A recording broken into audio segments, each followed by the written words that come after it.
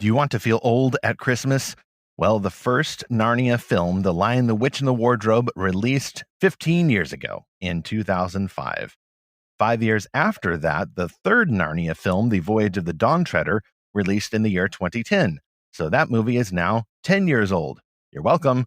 Fortunately, with age comes wisdom, and we hope to share this wisdom about both of these films' wins and fails as we are joined by a special guest and an old Prince of Narnia here on Fantastical Truth.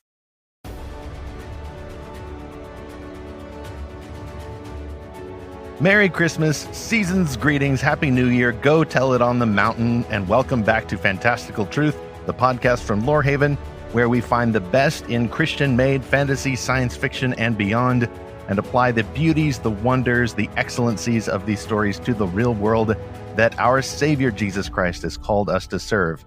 I'm E. Stephen Burnett, the publisher at Lorehaven.com. And I'm Zackary Russell, and this is episode 46. 10 years later, why did the Voyage of the Dawn Treader sink the Narnia movies? And we'll be joined by Rilian of Narnia Web, and we'll explain what that is in just a minute. Boy, Stephen, this is going to be fun. I love the first Narnia. I've watched that a million times. You know, I let my kids watch it, and I kind of watch along, right? No, it's one of those great movies. It's like, it really is fun for all ages. And yeah, the Dawn Treader came out a few years after that, third movie, and lots of different reactions. So we'll get into that. Well, right now we're preparing for some big changes at Lorehaven.com going into January. Real quick, too, about the movies, the Narnia films. Yeah, the first one was really great. I think that the second one, we don't want to leave him out, Prince Caspian, that actually came out in the spring or early summer of 2008. The only reason why we're not talking about that one today is that we don't have an anniversary for that. But both the first film and the third film came out in December, and now the first film is 15 years old, and the third film is 10 years old. So it just seemed like a good chance to bring in an old friend and talk about some of those. Because even though we love the Narnia books most of all and have had plenty of things to say already in our first year of podcasting about Narnia and C.S. Lewis and his legacy for Christian-made fantasy and creativity and all of that from a biblical vantage, we also enjoy the movies. I hope we enjoy the movies. The third movie, just so you know, if you're a big fan of The Voyage of the Dawn Treader, which was a movie, it was an adaptation of that third Chronicle of Narnia. Be aware in this recording, we're going to be a little bit snarky about it, just in case you start getting annoyed, like a DC fan gets annoyed when people say that the DC movies are too dark. I know how that feels. I want to know how you feel, but we are going to be a little bit more negative about that. What we will be more positive about is those upcoming changes at Lorehaven.com. I'm pleased to announce that after the Christmas rush has concluded and people are looking into a new year and maybe making some resolutions to read more or better stories, we're going to be alongside you in that resolve because effectively Lorehaven.com is going monthly. Now, this doesn't mean we're going to be mailing a monthly magazine to your house. In fact, it's part of going monthly on the website only. We are, at least for now, phasing out the print edition, which allows us more resources and more time and more creativity to put toward doing monthly articles from a wider variety of excellent Christian fantastic creators. It allows us to start posting more news updates so you get more timely information about upcoming releases and other things that you would want to know as a fan. And Lord willing, we're going to be turning those reviews that we've been doing of the best new Christian-made fantasy, sci-fi, and beyond. Instead of putting out a series of 12 of those every quarter of the year, we're going to be releasing those weekly. Weekly reviews also allows us to get more quickly to those new releases, maybe even a few weeks in advance. We love it when we can pull that off and let you know in advance what books you may want to keep an eye on. And of course, Fantastical Truth, this podcast, will still be offering weekly episodes on Tuesdays. As we'll say a little bit later, this here is actually our final episode of the year 2020. We're going to take an extended holiday break and then come back, hopefully then in the middle of January on that Tuesday. So lots to discuss at the website. You can go to Lorehaven.com and make sure you click subscribe there too. It is a free subscription. And as we move forward into this monthly model, we'll also be retooling the subscription a bit so you can hopefully customize what kinds of updates you want to get. You can decide whether or not you want to get the news about the reviews or the occasional news items or articles or the podcast episodes, whatever you want, whatever is most relevant to you in your journey as a Christian fan. Well, some other time, Stephen, we'll have to talk about Prince Caspian. That probably is my favorite one of the three, particularly the line where Peter says, "We've waited long enough for Aslan. It's up to us now." I've shared this before. That's probably the unfortunate theme of my life, or rather the theme of my flesh, my fleshly instincts, and something I always have to kind of look out for. So I think about that line all the time. Was that even in the book though? I don't remember. Unfortunately, no, it was not in the book. The movie went off in its own direction in many ways. Yeah. However, I think there was enough there that made it not a theme organic to the book, but still a theme that Narnia fans could empathize with, especially because it is based on one idea in the book of the struggle of whether or not to believe Lucy when she says she's seen Aslan, and let's follow him, even though it seems to make no sense whatsoever. So I guess the theme is kind of in the book, but it is definitely expanded in the movie for a raid on the castle, and people meet each other a lot sooner in the movie than they do in the book. Yeah, there's some other changes there. As we say in our interview, I think Prince Caspian, that's a movie that we're okay with. At least Narnia fans altogether are okay with that, even though it's very different from the book. But Dawn Treader is definitely a different story. Well, Stephen, tell us about Rilian and tell us about NarniaWeb.com. Well, first, NarniaWeb.com is its real name, but Rilian is not his real name. Once a mod or modess at Narnia Web, always a mod or modess at Narnia Web. For a while there in the mid-2000s, when the movie started coming out, I was a moderator at Narnia Web. I just had to step back when life took a few other turns, and I got too busy to do that. Rilian was also I guess, I'm not sure if he was a moderator, but he did start the podcast at this website back in the very early days of podcasts. He started as Narnia News and Notes, and then it just became the Narnia Web podcast, and it's now known as Talking Beasts. And Narnia Web is a fan forum. It got started in the early 2000s when the news came out that Disney was going to work with a company called Walden Media to direct some big budget adaptations of C.S. Lewis's Chronicles of Narnia series. As you know, they only got to 3 movies in so far, and I don't think there will be any more of them, as we mentioned toward the end of this interview. But Narnia Web is still going strong, even if the movies are not. That site has survived social media and blogs and been able to adapt, and there's still a core group of very dedicated fans at that site. If I had more time, I would participate more myself, but obviously very busy with Life, the Universe, and Lorehaven and everything. Otherwise, I would. Wish I could. But anyway, if you want to, it is at NarniaWeb.com. Very welcoming place. And yet a very curated place as well, last I checked. They want to preserve the magic and the depth of a discussion around those stories and C.S. Lewis's other works. That's awesome. Well, let's bring in Rilian. This is my old pal, codenamed Rilian from Narnia Web. We're glad to have him here joining us on Fantastical Truth. I actually started on Rilian's podcast, which eventually became part of Narnia Web, and so now he's on my podcast, Fantastical You've Truth. gotten so big. Yeah, I know, right? And he grows up so fast. Thanks to all the little people that helped to make it happen. Great to have you. I was one of the little people. Yeah, well, so was I. You were the cool one, though, because you were doing podcasting, I think, before you called it podcasting, or maybe I'm. It was called podcasting. Okay, maybe I just I wasn't. It was back in the day when GarageBand would hook up to. Man, I don't even remember what it was called. I think it was called iChat.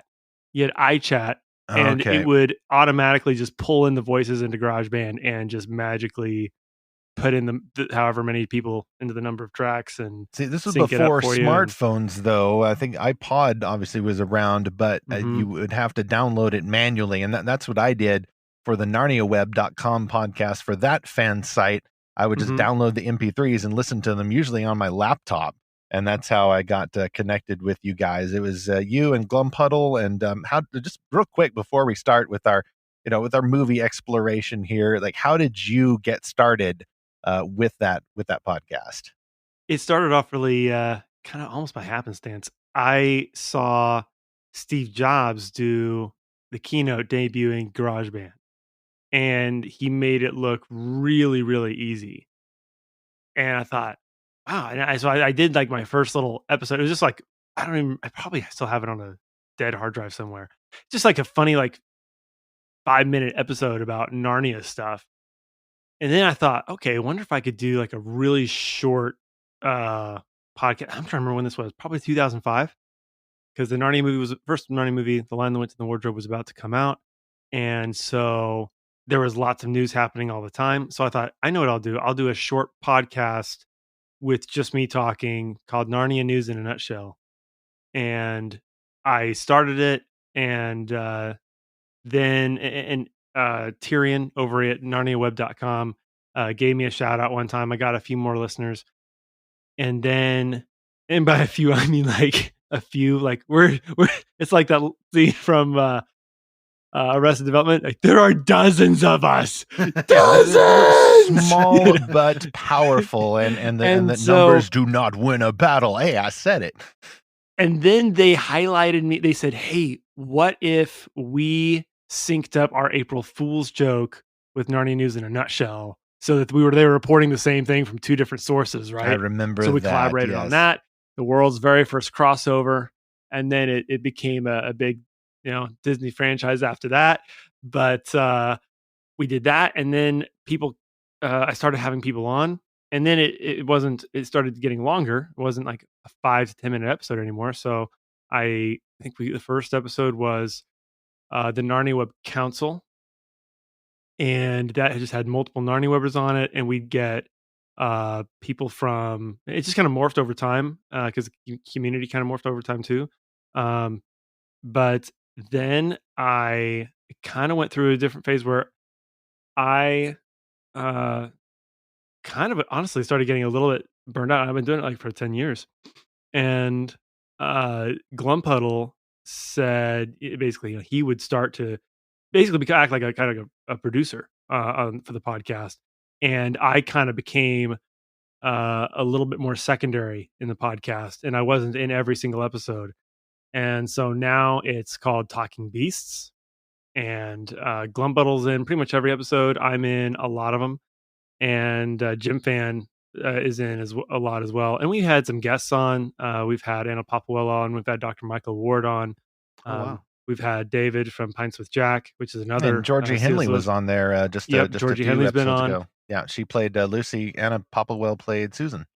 Yep, I think the very first technical interview we had, I think it was Narnia Web Council, and we had Ben Barnes on for like 5 minutes.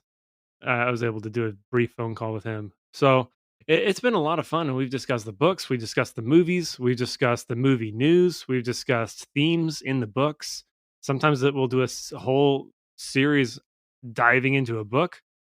I think we did like a Prince Caspian commentary that was in length of audio, like 4 times the length of the movie. Yes, we did something similar with the Voyage of the Dawn Treader, so we'll be pulling from a little of that later as well. Yeah, and we did movie commentaries too, where they're like live commentaries where you can watch the movie and watch our commentaries on the movies. But it's been a lot of fun, and it's a really fun group of people, and the forum kind of comes into it too, because narniaweb.com has a very active web forum, and there's some people whose voices we've never heard, but they are frequently, like, their thoughts kind of come into the podcast because we'll quote them from a comment or a post on the forum. And so it is kind of it really is a community life effort. And I've been doing it, I guess, since 2005. So that's as long as maybe the 2006. It was, I think, franchise. because it was like right after the Prince Caspian was greenlit. Oh yeah, which would have been after the December 2005 release of The Lion, the Witch, and the Wardrobe. That's really great to hear again about the actors on the Talking Beasts podcast. And just to reiterate, that podcast is still going under the name Talking Beasts. I've got the page up right now, and I'm just rather amused again to see the quote from Stephen McFeely, one of the Narnia film screenwriters, saying, quote, Glumpuddle, ellipsis, I have issues with you, end quote. Yeah. This is now from a red carpet event or something where he quoted or cited, I guess, Glumpuddle, one of the hosts on the podcast. Well, this man may have helped to co-write Avengers Infinity War and Avengers Endgame, but Glumpuddle is now running the podcast, so we can just see who exactly has been more successful who will live there. in infamy. Yeah, just to step back, narniaweb.com, that website for fans of the Chronicles of Narnia and a lot of C.S. Lewis's other works, has been around for longer than the films have released. Tyrion, the founder, last king of Narnia, started that in the early 2000s, and Rilian, you and I have been active with that site. Well, I haven't been active there in a while, I must confess. But those were our forum names back then, of course, with the old bulletin board forums. You had your nicknames even more than you have now. You were Rilian and I was Dr. Elwin Ransom. So switching to another C.S. Lewis and that universe tells there. you how old that forum is and how early I got on, because my username is just Rilian. Just Rilian. No one else had not a number. No one else had taken that character. No Rilian _ 007. Rilian is the Lost Prince in Lost in Underworld in the Silver Chair, which is book 4, which I haven't read yet. So we can't spoil it. That's true. Right, but you learn that at the beginning, just so you know. He is it's the holy quest for the Lost Prince. Yeah, he's on the back cover. I am the newbie or the normie, whatever you want to call me, for Narnia. So I've read Magician's Nephew, Lion Witch, and Prince Caspian. Although I can't remember if I finished Prince Caspian, but anyway, I'm rereading them because I got the full series in hardback. So it's like one volume. If the river was turned to wine, then you finished Prince Caspian, because that's an image that doesn't quite leave you, especially if you're 10 to 11 years old in a Christian household wondering what in the heck is with Bacchus and Silenus and how is this a Christian book again? Anyway, for more answers on that, you might want to visit Narnia Web or listen to the Talking Beast podcast. Yeah, just a quick note, just kind of zooming out for a second. It's interesting. So Narnia Web came out what year now? 2005. Okay. No. So Narnia Web, the movie did. Narnia Web is a few years before. Yeah, I'm trying to remember. I want to say 2003 or 2004. Right, because Facebook was 2005 or 2006, right? Yeah, somewhere around there. So your website predates Facebook. So here's the interesting thing: your website is what so many websites were. It was a fan-based bulletin board, essentially. Like I was on one called dragonmount.com for Wheel of Time fans, right around the same time. And then along comes social media, which kind of swallows up all of these communities into like Facebook groups. But now so many people are exiting Facebook, and maybe they're going to MeWe or Parler, or they're going back to these sort of affinity websites. There's some political ones I follow. There's the Babylon Bee, which has kind of created its own community, and not just that website, but all their kind of other properties together. And there's some other ones just based on different fandoms. So it's interesting how we're kind of coming back full circle to these sorts of websites. Like they haven't died off at all. And we wondered at one point what was going to happen, because at one point we even wondered, is Narnia Web going to become a Facebook community that has a website? We see a lot of the same posters, but I don't think it ever quite became that. I think in many ways, the one thing, I think the biggest way in which Narnia Web changed in terms of how the discussion continued, the comments are a huge part of the discussion now. The forum is still very much a thing, but not exclusively.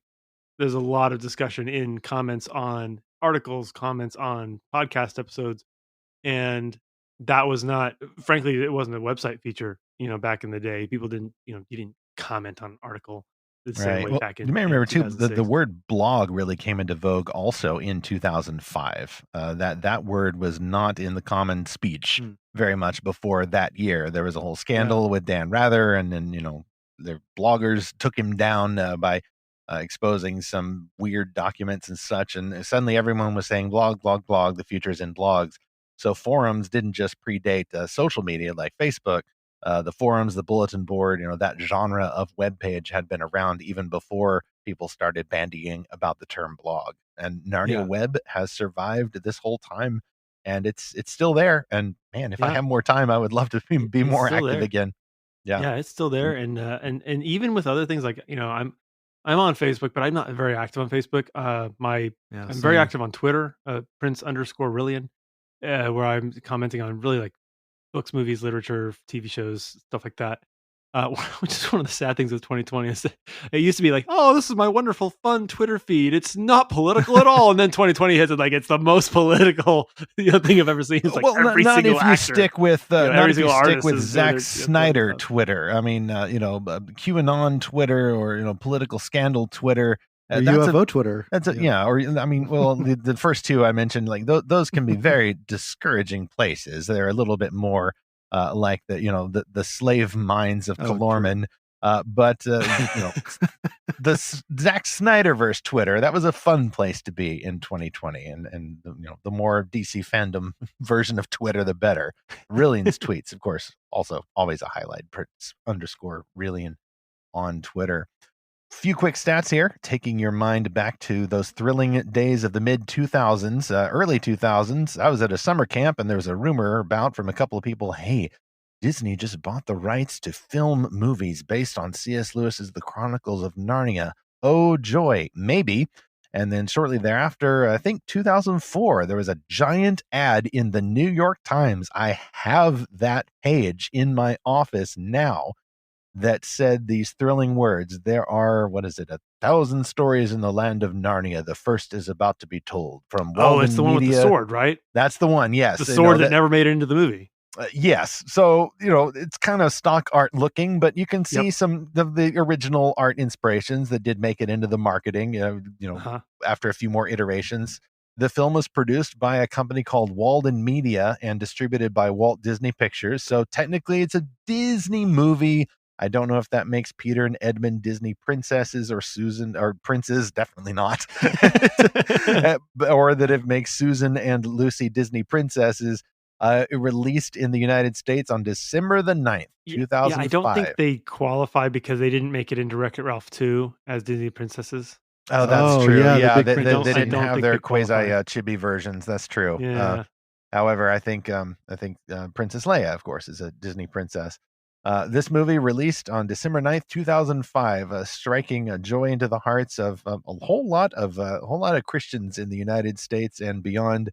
It was a great ordeal to be part of that original fandom, and I think my siblings and I actually went in cosplay. This thing called cosplay didn't even have a label then. A week early, we saw it in Northern Kentucky / Cincinnati with a bunch of McDonald's employees, I think. The budget, by the way, was $180 million, shot mostly in New Zealand, actually, and it earned $745 million, according to the wiki copy of that. Rilian, you and I were part of the fan buildup for that. Like, do you have any particular memories of what it was like waiting for a very favorite book of a very favorite series to be turned into this multi-million-dollar big budget film, especially just a couple of years after we had seen the end of the Lord of the Rings trilogy in theaters?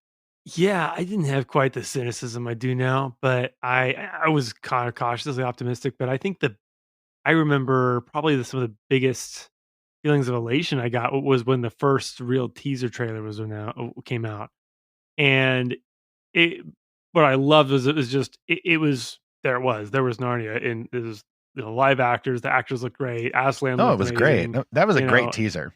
Yeah, and you had the White Witch, and all these things were coming to life, and it literally looked like they were um, being done well. And so that was probably the one of the most exciting moments for me.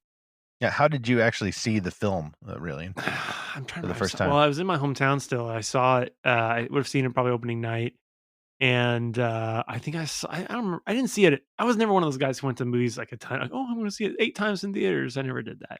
But I saw it multiple times, probably 2 or 3 times in theaters, and I think part of the thing again, it was a relief that it was overall a very positive experience. Right away there were criticisms. Certainly, once you started to step back and kind of analyze how some of the more nuanced aspects of the book are treated in the narrative, like in the book, Aslan truly is the central figure.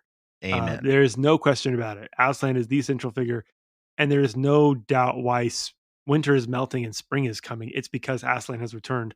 In the movie, there is a somewhat subtle but very real shift in the dialogue and in the narration of the story to make it more about the kids and not so much about Aslan. Exactly. And so there Father were things Christmas says, yeah. Well, go ahead. he says, "The hope that you have brought your majesties has weakened the witch's power," Yeah, which direct is quote. not a I'm line pretty from. sure that's a direct quote.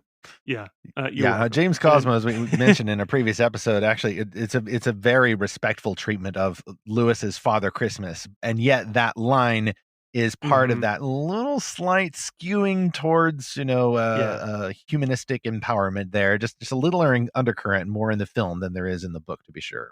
Yeah, and so things like that were noticeable, but part of it was a relief because there was this thought that it would. I mean, I still think I could argue that the Narnia movies were a cash grab to fill a void after the Lord of the Rings, and of course, Harry Potter was still going on, still coming out. But they thought, ooh, we'll do something else that will grab some of that fantasy audience, but I think part of it was it was a cash grab, but it was much more than that. It was not just that. And it was, I think, more so than that. It was this, oh, fantasy will be respected. Fantasy will be taken as a serious film, a Yeah. serious art, and not just be derided. Which I kind of liked Willow as a kid, but Oh, me too. people make jokes about Willow. They make and no one talks about the Dungeons and Dragons movie that came out around that same time as Lord of the Rings. I think just before Lord of the Ring, the Fellowship of the Ring, and so the fact that a fantasy film got Best Picture, got all these accolades, people thought, okay, people will watch fantasy and take it as a serious medium. And I think that the Chronicles of Narnia movies were partly a response to that as well. Okay, so there was always a opposition to a Narnia movie from C.S. Lewis himself, right? And I had to go look up the quote, but I'm sure you guys have talked about this quote at length. In his letter to Lance Sievking, he says, quote, but I am absolutely opposed. Adamant isn't in it to a TV version. Anthropomorphic animals, when taken out of narrative into actual visibility, always turn into buffoonery or nightmare, at least with photography. Cartoons, if only Disney did not combine so much vulgarity with his genius, would be another matter.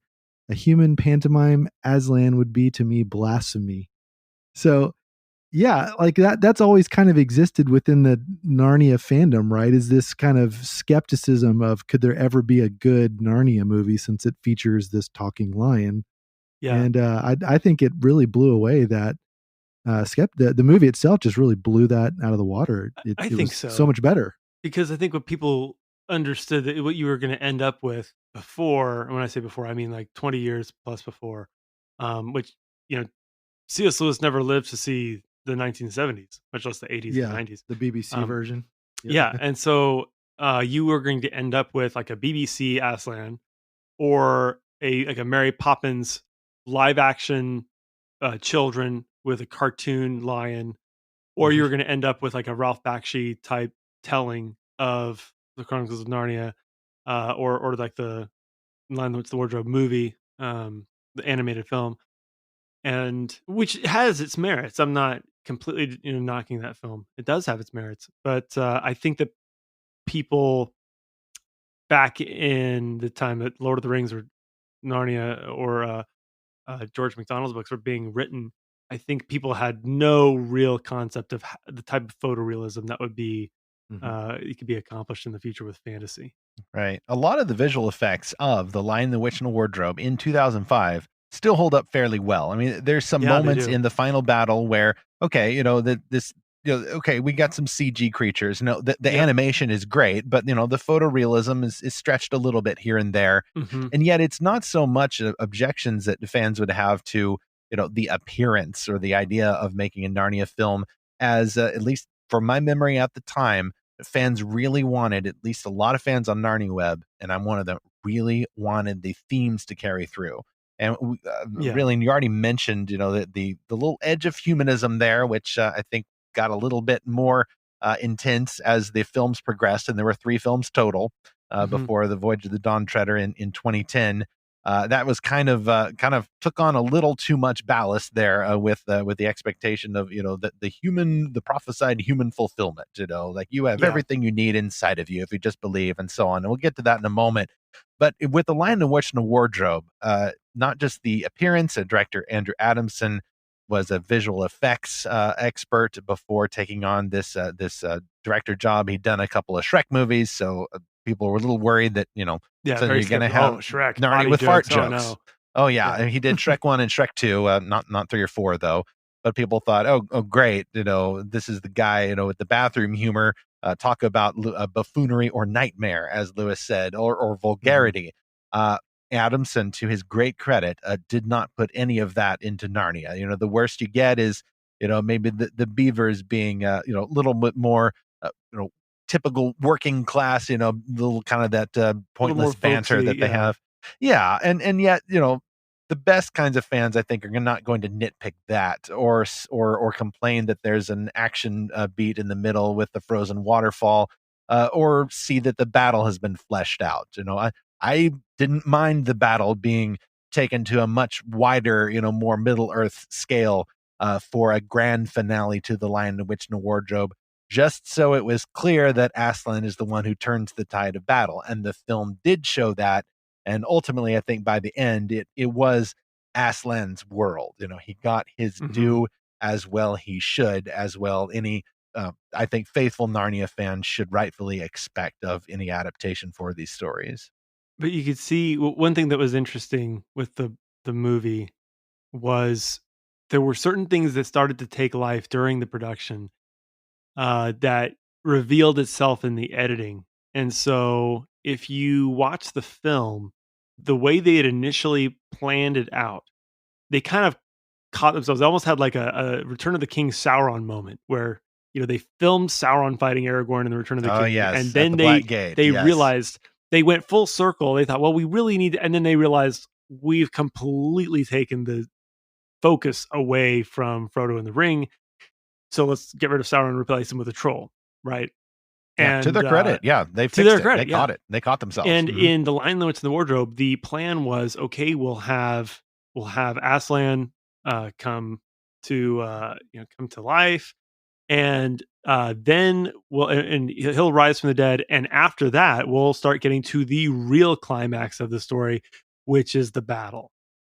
And so they went through all the scenes that way, and then they got into editing, and they realized, well, now we've completely taken away the focus on Aslan. Now it's like a subplot. And so what they did is they re-edited it and put the Aslan moments, like resurrection scene, in the midst of the battle, so that there would be more focus on Aslan, which is why if you watch the film, the sunlight is off. The sun rises when Aslan rises from the dead. But the battle starts well before that scene, and the sun is high in the sky. That's why there's a lighting error or incongruity. That always bothered me, but I could put my finger on it. That's why there's a lighting incongruity, because they planned it out one way, or by lighting correctly, and then they realized it messed up the narrative, so they tried to fix it.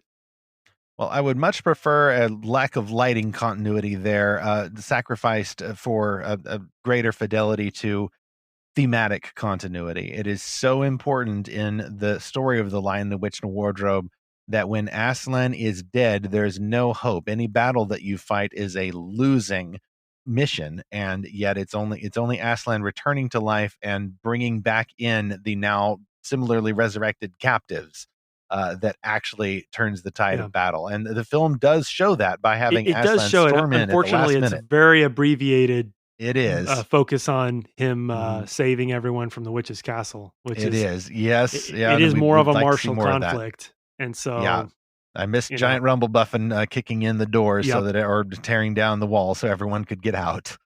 Well, to this Lewis quote about this concern about buffoonery, I remember holding my breath during the battle scene, because it was just a few years before that we had seen the disaster that was the Phantom Menace, and that battle scene of the Gungans versus the droids, and it was, first of all, it was just so cartoonish, but because all of the characters in that battle scene were CG, it just lacked any realism, and everyone joked it was like the Microsoft Windows background for the hill they were on. Oh, that's right, the Windows XP. A few years later. Holy cow! I can't unsee it now.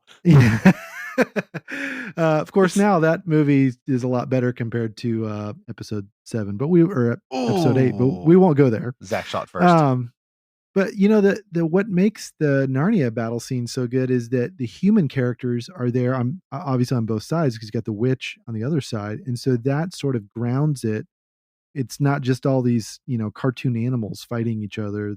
It's actual characters, and it sort of brings that realism. But I mean, obviously the CG had improved by then. Well, so did the still, practical effects. Yeah, Right. Weta had done the. No, it wasn't Weta. It was Howard Berger's workshop, was it not? It did the practical effects, really, and it was. I mean, there were practical Minotaur suits and Cyclops, and no, I think it was cool Weta Workshop and Weta Digital. It was Weta Workshop and Weta Digital. Yeah, so they got Mr. Tumnus and the centaurs. Yeah, still the best on-screen centaurs, way better than the Harry Potter centaurs. One thing I've learned watching different films, how different visual effects are managed. Sometimes I think people think, oh, great, a visual effects guy is going to come in and be too reliant on visual effects.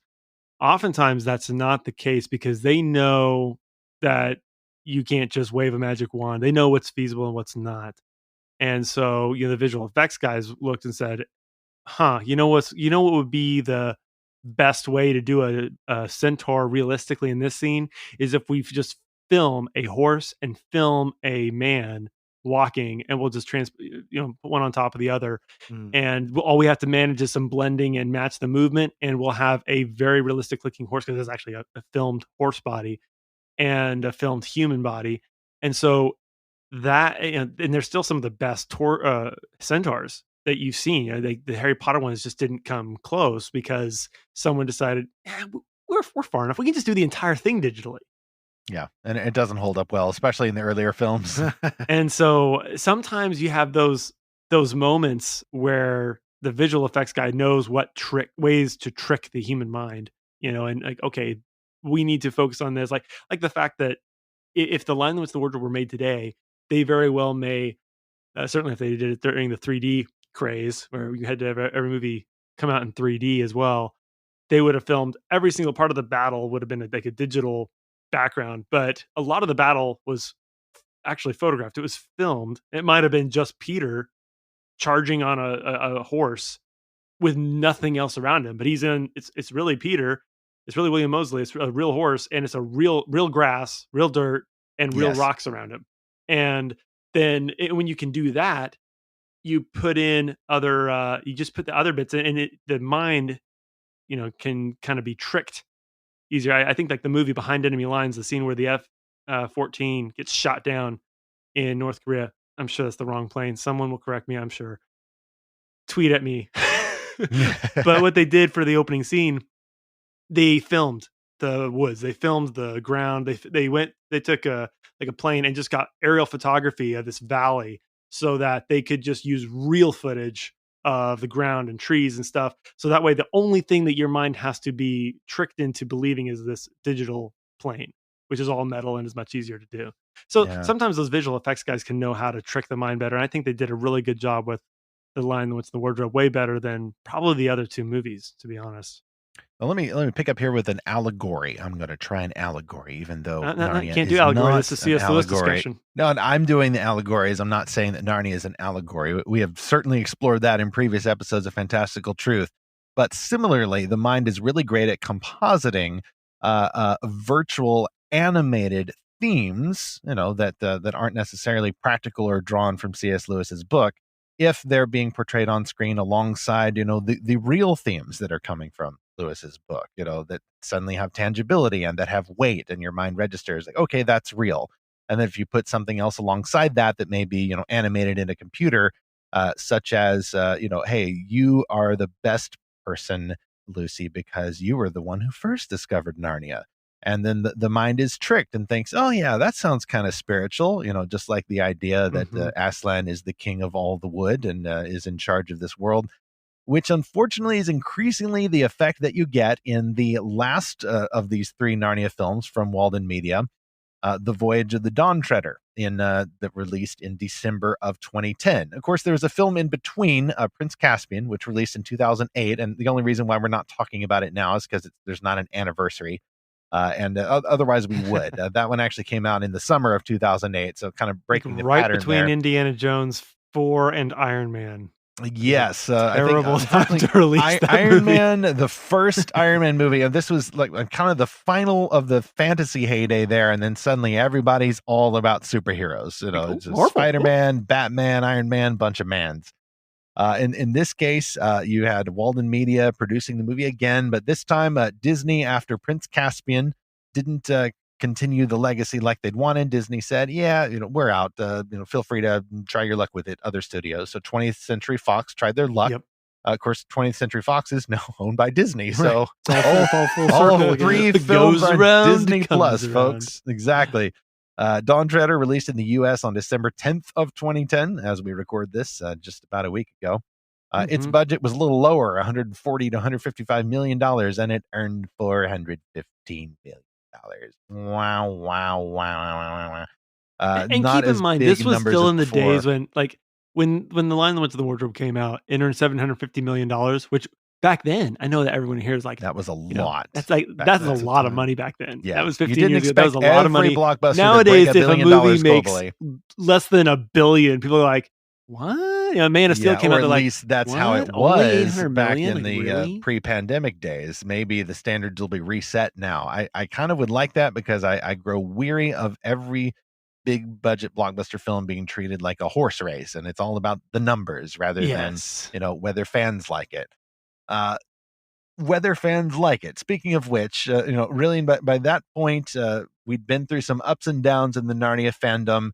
I think we still had a lot of appreciation for The Lion, the Witch, and the Wardrobe, but there was some stuff in Prince Caspian, especially that climactic kiss at the end, that fans did not like. The humanism moments were ramped up a little bit. The minimization of Aslan had increased in Prince Caspian. So we maybe had our expectations a little lower for Dawn Treader, especially after it switched directors and studios. What do you remember about the lead up to the Voyage of the Dawn Treader? Well, Dawn Treader was, just for background, my expectations were different than Prince Caspian, partly because, one, it's my favorite book. And of course, Dawn Treader was, when it was first written, it was considered to be a potential ending of a trilogy with The Lion that Went to the Wardrobe, Prince Caspian, and Dawn Treader. And they do the three of them work very nicely. Yes. It is, and it's about the end of the world, not Armageddon, but it is about literally reaching the end of, we're at the end of the world now. So it works well as a trilogy. It's my favorite book. Many fans rank it the best. I do as well. So there was that. I had really high hopes, not necessarily high expectations, but high hopes. And then Michael Apted came on, and there were, I vaguely remember some comments he made about kind of secularization in his stories, and it kind of made me a little more skeptical. But he had also directed Amazing Grace, which is he was Christian, Wilberforce, which is I've watched the movie multiple times since. I think it holds up still today. It's a very good movie. It's character-driven film. It truly is an actor and character-driven film. It has a good flow. It's well written. It has a powerful story. Well, it's always going to be a powerful story because it's William Wilberforce, but it does a good job telling the powerful story and portraying it well on screen. So I was pretty optimistic initially, and then the rumors started coming in about how I quickly realized, once we started learning more about the story and once the trailers started coming out, they don't get it. Some stories have a villain. Not every great work has a villain, or not an archetypal villain. Like if you ask a 6-year-old, what's the definition of a villain? The Lion, the Witch, and the Wardrobe has the White Witch as a true, a satanic villain, really. Yeah, kind of more the modern template of a villain, a Voldemort, a Darth Vader. Voyage of the Dawn Treader has a villain in the sense that Dostoevsky's Crime and Punishment has a villain. It's a much more introspective study about ourselves and human nature. There are little bad characters along the way. Governor Gumpus, yes. Yeah, in kind of a Homer's Odyssey type sense. But Homer's Odyssey doesn't have a master villain. And neither does the Voyage of the Dawn Treader, but they wanted to create one. They didn't have to. And they decided to bring back the White Witch spoiler alert. I think once I realized they were going to bring in a big villain, kind of as this weird mist that becomes the witch and stuff and becomes the sea serpent. I thought once I learned they were going to do that, I realized they just don't get it. And so I kind of quickly lost hope for the film. Yeah, they nuked the fridge there. Well, just a bit, and it wasn't just well, we got to have a villain. All fantasy movies have to have a villain. It's in the rules. Harry Potter is a fantasy film, and they're at the top of the game, and they've got a villain, Lord Voldemort, with some lesser villains along the way, possibly Snape and Dolores Umbridge. I mean, them's the rules. Yeah, and they continue because we saw the White Witch and Prince Caspian briefly. We'll have the same villain in every movie. And the fact that Tilda Swinton is a class act and really enjoys playing the White Witch, certainly didn't hurt. I'm sure it also made her, a little less expensive to get. But she literally is a cameo at the end of the Voyage of the Dawn Treader film, and yet she was in a lot of the posters as if she was a central figure. She is not, even in that story.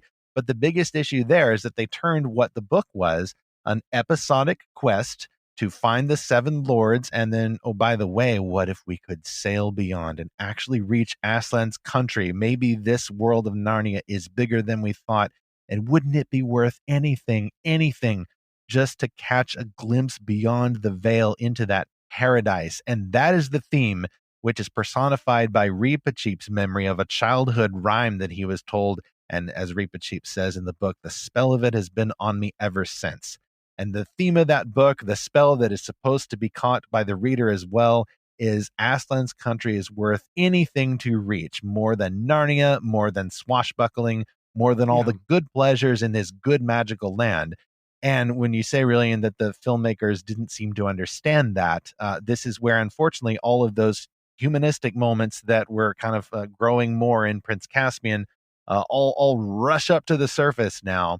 And you turn what was this introspective film about, Eustace's undragoning and Lucy and Edmund trying to figure out how they fit into the Narnia after their rule. That story now has become just another fetch quest movie. You find the seven swords, lords, strictly optional. Put them together, shoot the sky beam, beat the green mist / don't cross the streams while doing it. Yeah, don't do that, and watch out for the imagined sea serpent that comes up. A few islands being smashed together there at the very last. That's Dragon Island, Dark Island, and the sea serpent side quest from the book. It all kind of put together into the finale. Yeah, I kind of have this rule that the more the easier it is to translate your film into a video game, it's only gonna hurt. Right. Probably the only exception to that is John Wick. But that's true. Other than that, no, it just made me sad because again, it was the best. And another thing that was kind of interesting, Adamson loves The Voyage of the Dawn Treader, and it was his favorite book. And he even said and it's interesting. I wonder how it would have turned out. I can't help but think it would have been better. I think almost assuredly it would have been better. Partly because I think he just genuinely cared, even if he would have gotten it wrong. He got some things wrong in Lion, the Witch, and the Wardrobe. Right. He said he wanted to get rid of Father Christmas. They're like, Father Christmas doesn't make sense to me. And the deeper magic doesn't make sense to me from Beyond the Dawn. That doesn't make sense. So he got rid of some things or tried to. And, but it wasn't out of a malice or a complete disregard for the book. It's just because it just didn't register with him. And I just don't think that there was the same kind of love for the story in The Voyage of the Dawn Treader. And he actually, or as you said, an understanding of it. He wanted to skip Prince Caspian and make this Voyage of the Dawn Treader the second film. Huh. He really wanted to do that. He just could not find a way to be faithful to Voyage of the Dawn Treader and while having to introduce this whole new character of Caspian at the same time. And he said he could never figure out how to do it in the story. And so he didn't pursue that. He ended up being Prince Caspian. And then after spending like 5 years in New Zealand, he said, or just on those two films, he said it was just kind of for family reasons. He had to break off and let someone else take the helm. Well, we will have to leave the fate of the Andrew Adamson directed Voyage of the Dawn Treader film in Earth 2. That would have been nice to see. I mean, fans, there's lots of fans who like the Voyage of the Dawn Treader. And when we recorded the Narnia Web podcast episodes, we were going through, and just kind of ripping it. And, we always try to be mindful. I know Glumpuddle was especially mindful of fans who did like it, and it does have its defenders. And on its own, it's an okay movie. Definitely, I think, skews a little younger with the audience and kind of goes out of its way to over-explain. See the green mist, you will know this character is being tempted. It's a bit of a visual cue there. A lot of stuff is just way too obvious, and some stuff is just silly. Just kind of the stereotype of the old style of fantasy movies, where you just I can't take this seriously. And Eustace is great. The casting is still very good. Ben Barnes is great. There's he finally got rid of the weird half he did get rid Spanish, of the half Italian accent. Yeah, I kind of liked that accent, especially with Miraz in Prince Caspian. I don't mind saying that I dug the accent. Sergio Castellitto is actually an Italian actor who can't he can barely speak English. Excellent Miraz. He couldn't even read. He had to have the script translated. He memorized the script like in Italian, and then had people translate it into English because Andre the Giant style. Going to be able to understand it well enough. But he's a good actor. Very good. I mean, there's a lot to like about Prince Caspian too, and we can get into that in a future episode. But with Dawn Treader, I think most fans just didn't find as much to like. Unfortunately, we don't even discuss it much on Narnia Web because when we said it all, and at some point, it's not very. It feels kind of like we're. Stop! He's already dead. Down because we're beating a dead horse. Right. We don't, or people know our thoughts on it, and why talk about unhappy subjects over and over and over and over again? I mean, it's especially when it's 2020. Right. I have to bring in Zach here because Zach, a bit ago, you said that you like the Voyage of the Dawn Treader, so we don't want to thwack on it. If it is something that you enjoy, what is something that you like about it, and we can then say, okay, this is our token praise for it before we start wrapping up. Well, so keep in mind, I saw Dawn Treader after Caspian without ever reading Dawn Treader, and so for me, it was just like, okay, does this movie make sense following the previous movie? And parts of it did, and parts of it seem very consistent. You've got Eustace, who's he's got a really interesting character arc, and it's like you said, really, and the villain in this is kind of subtle, and so it's like how he is sort of a villain to start off with, but then he ends up he's sort of like Edmund in this in this story, and it takes until the end until he really turns around, and Aslan directly tears off the dragon scales from him. And it's funny because I've heard people kind of get down in the movie because of that. It's like, oh, that's so direct and that's so on the nose. I'm like, what? And a lion that dies for someone and comes back to life isn't, and breaking the stone. I'm like, everything is kind of obvious when you think about it. But I guess for me, it's really just a matter of not knowing which of the major story elements don't fit with the book. But sure, I feel like if there's any weakness in it, it's that they didn't lean strongly enough on Eustace's character arc, because that, to me, that was the best part of it. It probably was the best part of the movie, and he was probably the best single casting choice. Certainly, he did such a good job, and he really does epitomize him from the book. Will Poulter, Will and Poulter played Eustace. And those parts of it, especially in the first half of the film, are really well done. And it is a huge emphasis. It is a huge emphasis in the book, and there's an even closer relationship between he and Reepicheep. And in the book, I think what you'll find, without giving anything, because the ending scenes, of Reepicheep leaving for Aslan's country, there's a very good flow with what happens to Eustace, and then in his arc, and then flowing into, no pun intended, Reepicheep leaving for Aslan's country. Flowing up into. Yeah, but in the film, it kind of felt like an afterthought, like, oh, I guess Reepicheep's leaving now. I guess this is the end of the world. And there were definitely good things about the film. Really, right up to where they get to the Lone Islands, it's pretty good from a fan perspective. It really is pretty good. Even like the first few minutes of the Lone Islands, it's like, oh, okay. Yeah, and then it starts to go askew with the whole, there's an evil green mist that's capturing people, and that's what the slavers are feeding them to the mist in the sea. And unfortunately, I mean, can't get too far into the weeds here, but fans were aware of the existence of a leaked script, dun, dun, dun, which was an even earlier version of the film, probably not seriously meant, just, more of an idea. spec script perhaps, but it had a lot of elements that did in weekend form make it into the final film. Star Girl, a lot more emphasis on the star's daughter rather than Ramondu, the star himself. The green mist was there. At least we didn't have the what was it? What do we call it? Rilian, the soul-eating cave of doom. I think fans came up with all kinds of names. Zach, I'm curious what you're going to think of the book. I'm really curious. That would be fantastic to circle back to that, because I'm really think the curious book will what your away. impression is going to be of the book. I hope I didn't overhype it. That's true. Well, the biggest thrust of the book really is just that the story throughout these episodes, the episodic structure, visiting these islands. There is a joyous haunting of the idea that you are moving closer to the edge of the world and what is going to happen. We've only stayed in Narnia for the past 2 books, and now we're venturing to the lands beyond. Like, is this a flat world? Are you going to sail over the edge? Will you run up against a wall? What is going to happen? And it always is said, though, that Aslan comes to us from the east. If we're sailing east, what will we find? And there's this longing, this wonderful, I would say, biblical, earnest craving for the beauty beyond that is part of the book, that at least if you read it as a child, you catch that feeling. And Lewis achieves what he'd hoped to do, is demystifying these things and removing that stone cold barrier of the obligation to feel reverent, and then it just ambushes you. And I think that emotion is particularly acute in the Voyage of the Dawn Treader book.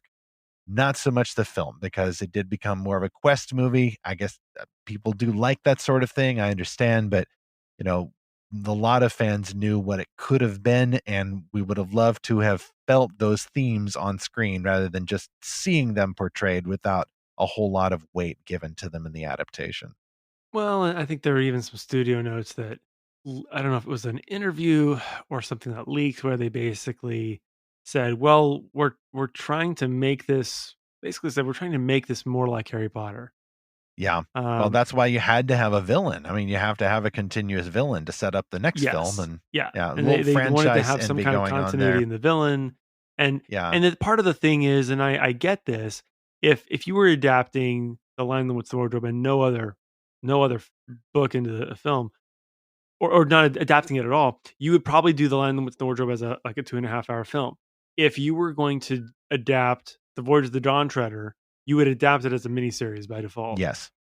Maybe a 6-part miniseries, or a 5-part miniseries.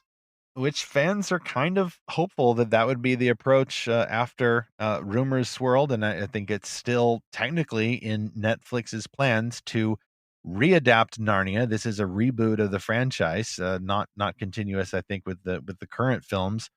But I believe, really, and if you recall correctly, too, the original language was films or series. Like they were leaving that open. I think at this point it is films and series. Yeah. I think that what you're going to see is you're going to have, this is my prediction, best of both and worlds. It's somewhat based in, well, I think what you're going to see, and I could be wrong, is you're going to see films based on the 7 books, and in the same way you have the 9 Star Wars chapters, 9 Star Wars episodes, and then you have series filling in the gaps, exploring tangential stories. So think The Mandalorian, Clone Wars.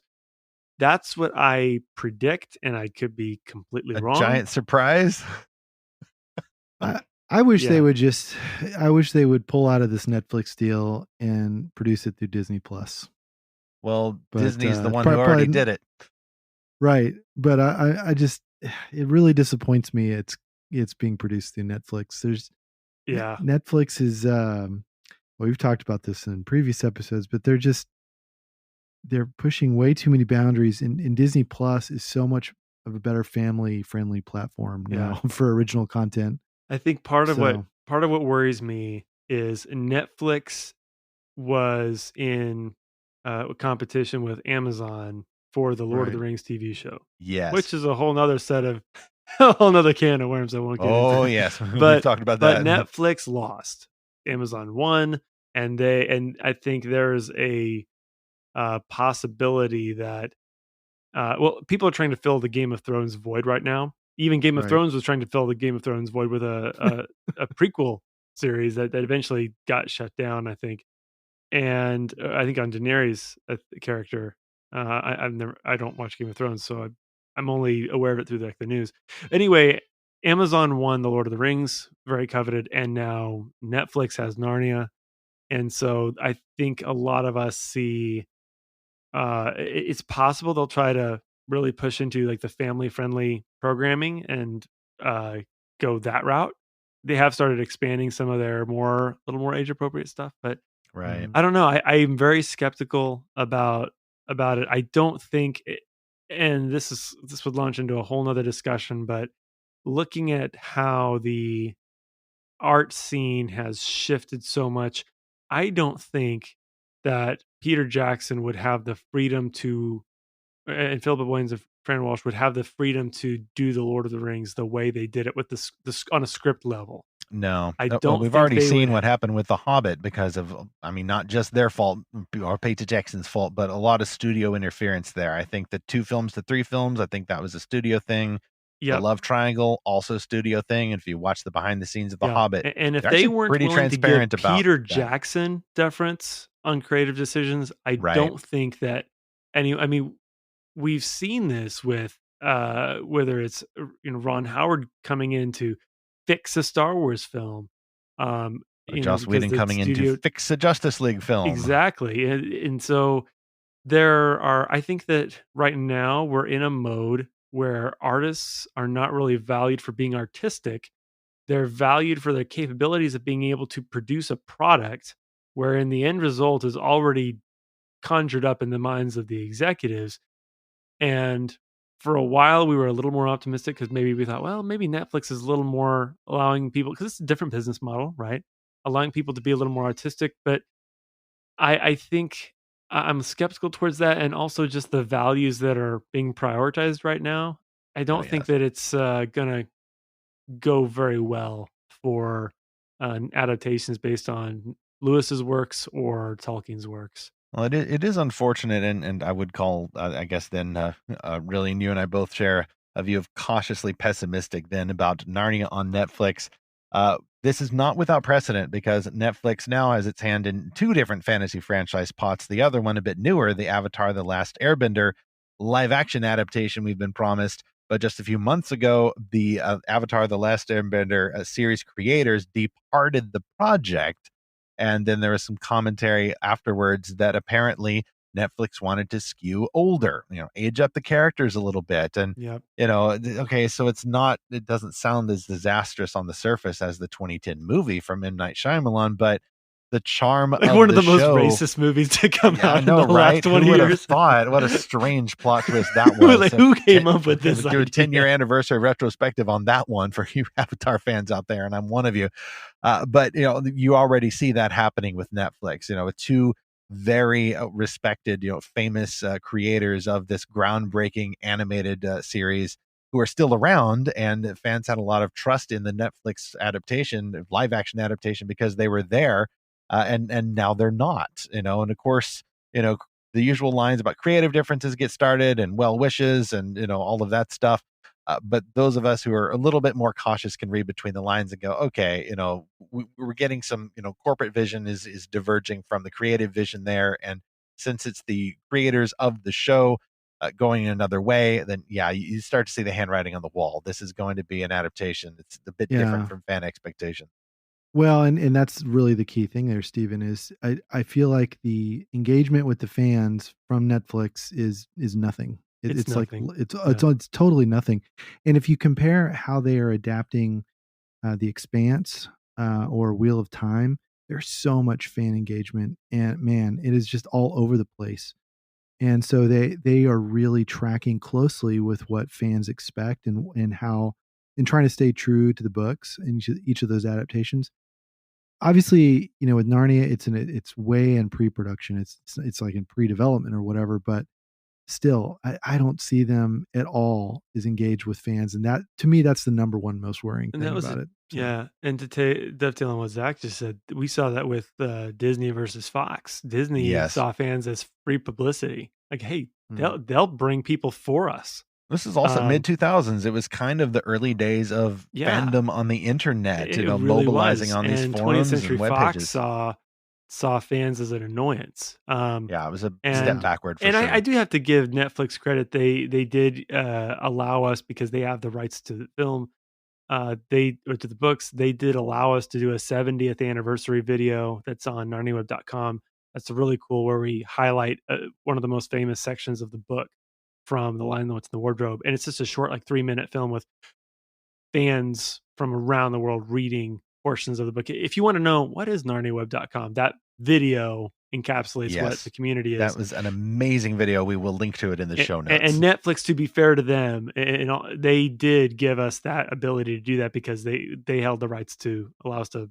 Of course. I hadn't even thought about I hadn't even thought about there being a rights issue there, but Yeah. Okay, that so there was that a is rights good issue there, gesture which toward they were willing fans. to. More of So this. who knows? I'd like to be, again, cautiously optimistic. And you're right. It is still early, so maybe there's time. I don't know enough about Netflix's engagement with on other franchises with fans. I'm kind of divorced from other franchises in some ways. Mhm. So I don't know. Maybe it'll change. Maybe it's better. And I'm just, because again, we're not in production yet. They haven't started releasing. Here's the making of videos and stuff behind the scenes. So we'll see. All right. Perhaps they will announce the director of the new The Lion, the Witch, and the Wardrobe and make everyone happy, and the fans will just be in ecstasy with glee. Rian Johnson. Well, really, it's been great having you back. I must admit, I've missed recording any of our snarky deconstructions, while we even try to be gracious and polite, of the Voyage of the Dawn Treader. Lots of water has flown under the ship since then, but I'm gonna try to link some of those episodes in the show notes as well. Maybe a little bit more rustic in quality, but this was the wild frontier days of podcasts, folks. Back in Wild the frontier early days where 2010s. if you spent $30 on a mic, you were, as a poor college student, that was you were shelling Yes. out. Yes, and you also had to record, directly in Audacity over Skype.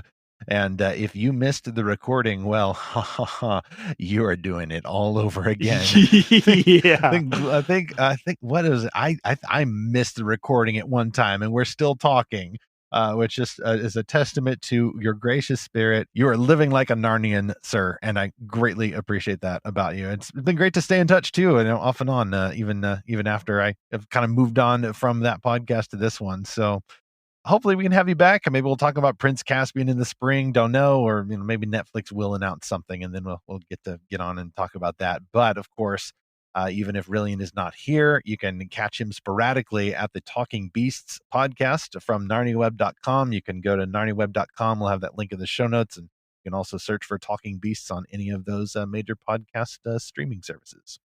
Well, Stephen, Zach, this has been a blast, and it's very fitting that it would be a crossover episode. So thank you very much.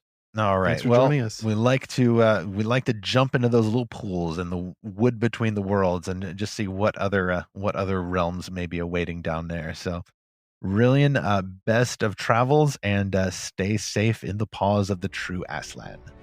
Thank you, gentlemen. Appreciate it. Well, it was great to speak with Rilian again. Last time I spoke with him on a podcast, it was on his podcast, and now I get to return the favor.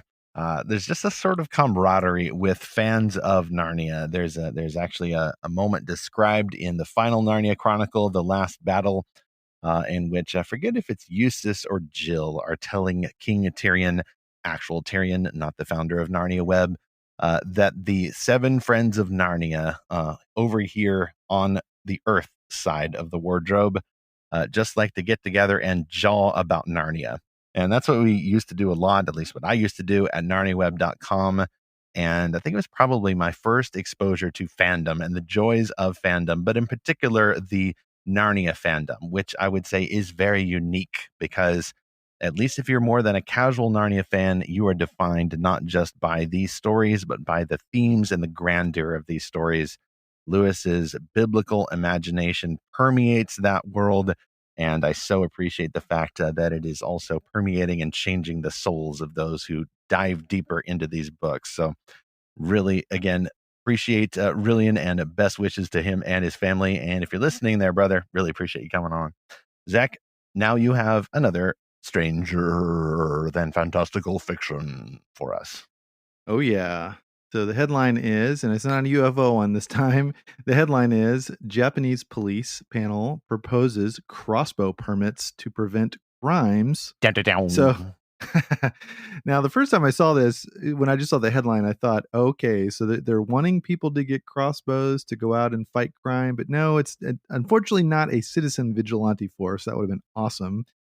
Apparently, it's a little more tragic than that. There was a crossbow attack in Hyogo province. I hope I said that right. Back in June, and it injured and killed 4 people. I couldn't find a whole lot about that. Yeah. So this whole crossbow permitting plan is about preventing future crossbow attacks, I guess. Apparently, there have been other crossbow attacks in recent years in other countries. Now I start to wonder, is there a crossbow villain out there somewhere? This is another one of those Disney viral marketing campaigns. They're setting up the Hawkeye show, which is just announced as part of their big batch of Star Wars and Marvel shows. Right. Yeah. So, at any rate, yeah.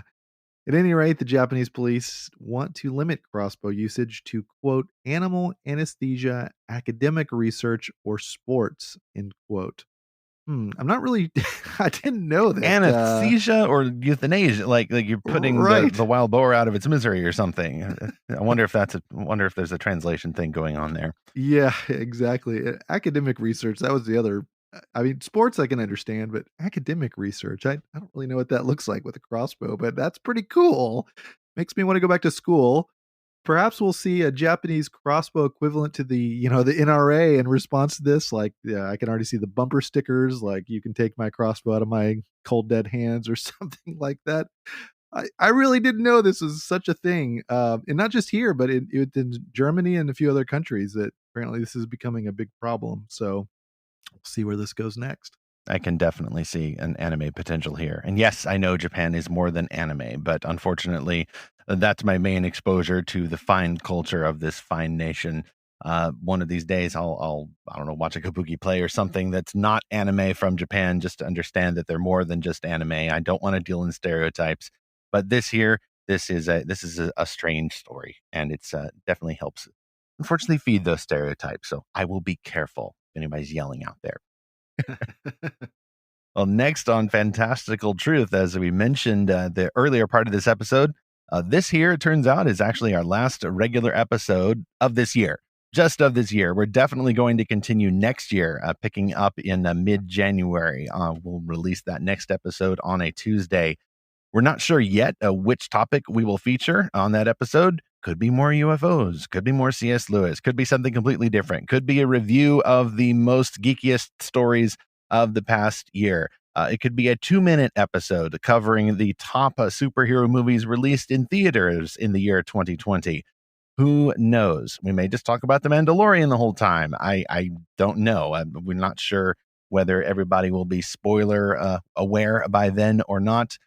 Either way, we're going to have some great topics planned, including many that we couldn't find time for this year. We have a whole list of these, and it just seems that every time we put together some great topics, something else comes along, and it's a little more timely, and we have to push out some other ones. But I will say, just to you, Zach, it's been great doing, what is this now, 46 episodes? Yeah, 46. Yeah. Nice to get an even 50 there, and but maybe we can catch up next year. We've had a few bonus features, though, so maybe it's closer to 48 or 49. But it's been amazing to do this. It's been amazing to do the notes each week and find the topics and book the guests and just be able to explore these stories in what is, at least to me, a new and different way. Adding speech to the medium really helps to flesh this out and to give that sense of camaraderie that we definitely need in a year when more people are staying home, fewer people are able to get to a book club or a Sunday school class in person to discuss what they've been reading or watching. podcast like this one can definitely help to fill in that sense of community. Yeah, to you, our listener, we hope this year has brought you a lot of great books for you to check out that you may not have found about otherwise. And that's the entire mission of Lorehaven, to celebrate and promote the best of Christian fantastical fiction. So we'll see you on the next episode. Indeed. And Merry Christmas, as I said before, and Happy New Year, of course. And you have to get through all of those greetings. In the meantime, go to lorehaven.com, hit subscribe, and in the future, you'll be able to choose just exactly what you want to get updates about in your inbox. We're going to have a lot of those great changes rolling out in January, just as soon as the holiday rush is over. Thank you so much for listening. Make sure you also subscribe to this podcast if you haven't already. Fantastical Truth on all of the streaming platforms. Until next year and even beyond, further up and further in, and Godspeed.